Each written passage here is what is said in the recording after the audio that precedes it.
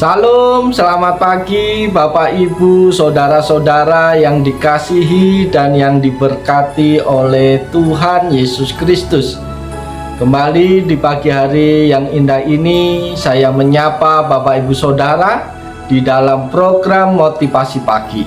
Pagi hari ini kebenaran firman Tuhan akan kita renungkan bersama yang terambil di dalam surat Galatia pasal 6 ayat yang ke-10. Yang berbunyi demikian. Karena itu, selama masih ada kesempatan bagi kita, marilah kita berbuat baik kepada semua orang, tetapi terutama kepada kawan-kawan kita seiman. Amin. Bapak Ibu Saudara yang dikasihi dan yang diberkati oleh Yesus Kristus, setiap manusia selama ia masih bernapas, maka ia tetap masih mampu berbuat sesuatu, termasuk berbuat baik. Seiring dengan itu, selama ia masih bernapas, seseorang mampu melakukan hal yang baik buat sesamanya. Bahkan dalam keadaan terbatas sekalipun, setiap manusia pasti mampu berbuat hal yang berkenan bagi manusia lain dan juga kepada Tuhan.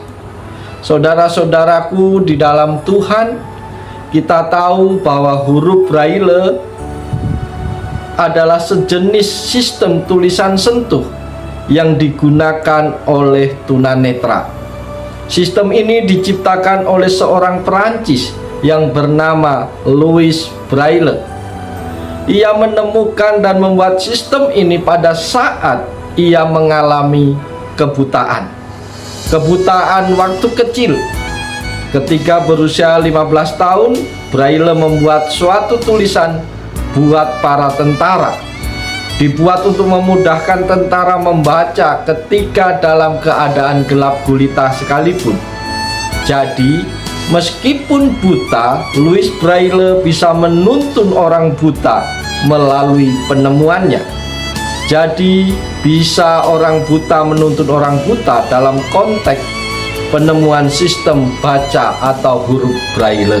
Saudara-saudara yang dikasihi oleh Yesus Kristus, dimanapun Anda berada saat ini, firman Tuhan menyadarkan bahwa kesempatan itu harus dimanfaatkan. Bagaimanapun kesempatan, jika sudah lewat, maka kita tidak bisa berbuat apa-apa lagi. Dengan demikian, tidak boleh kesempatan itu lewat tanpa kita mengisinya. Dalam kaitannya itu, orang-orang percaya di Galatia diajak firman Tuhan agar tidak menyia-nyiakan kesempatan berbuat baik, terlebih pada saat mereka melihat ada saudara seiman yang sedang dirundung kesulitan. Saudara-saudaraku di dalam Tuhan Yesus Kristus, melihat orang sedang kesulitan itu bisa bermakna ganda. Yang pertama, orang kesulitan dilihatnya mendatangkan kesusahan, beban, bikin repot, semakin menjauhi diri dari orang yang tengah kesulitan, berarti makin disukai. Sebab tidak terkena beban, tidak direpoti dan direcoki, apalagi pada saat yang berbarengan juga situasi diri tengah repot. Hal yang kedua, kesulitan adalah kesempatan dari Tuhan agar kita sungguh-sungguh mewujudkan kekristenan sejati kita. Kita diuji, betulkah kita memang hidup dengan semangat kasih atau tidak? Bisa dilihat kesulitan itu sebagai tes case dalam kehidupan kita, sebagai alat uji di dalam hidup kita. Bapak, Ibu, Saudara yang dikasihi oleh Yesus Kristus, dalam bagian firman Tuhan yang lain, Tuhan Yesus bahkan menyamakan dirinya dengan orang yang kesulitan, papa dan mengalami penderitaan ekstrim, tidak punya pakaian, makanan, di penjara. Matius 25 ayat 31 sampai ayat 46. Bila kita tidak berbuat apa-apa atas mereka yang menderita, itu berarti sama dengan kita tidak berbuat apa-apa bagi Tuhan Yesus sendiri. Sebaliknya, ketika kita memberikan makan, minum, busana, atau pakaian, menghibur mereka, itu sama saja kita melakukan untuk Tuhan Yesus Kristus dan mengantar sang pemberi masuk dalam kerajaan Allah. Saudara-saudaraku di dalam Tuhan Yesus Kristus, ada seorang kakak yang kemanapun ia pergi, ia sambil menggendong adiknya yang lumpuh. Seorang yang merasa prihatin, kasihan, dia datang mendekati kakak ini dan berkata, "Kasihan sekali, kamu kemana-mana harus membawa beban di punggungmu." Anak tersebut langsung menjawab, "Apa? Beban? Dia bukan beban, dia adalah adikku." Jadi, tatkala hari ini kita mengisi hari-hari dalam kehidupan kita, kita melihat dan berjumpa dengan saudara seiman yang sedang dalam kesulitan, yang bersangkutan bukanlah beban, tetapi kesempatan kita untuk berbuat baik.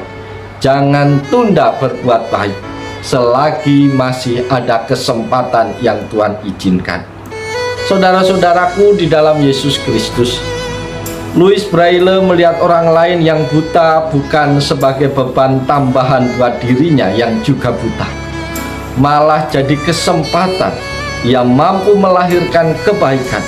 Orang buta bisa menuntun orang buta melalui temuannya. Bahkan karyanya jadi berkat buat orang banyak, bukan hanya saudara seiman, tetapi setiap manusia yang mengalami tunanetra menggunakan huruf Braille. Oleh sebab itu, saudara-saudaraku, mari kita berdoa supaya kita diberi kasih karunia Tuhan dan kehidupan kita menjadi kesempatan untuk berbuat baik, berbuat yang berkenan kepada sesama kita maupun juga berkenan kepada Tuhan.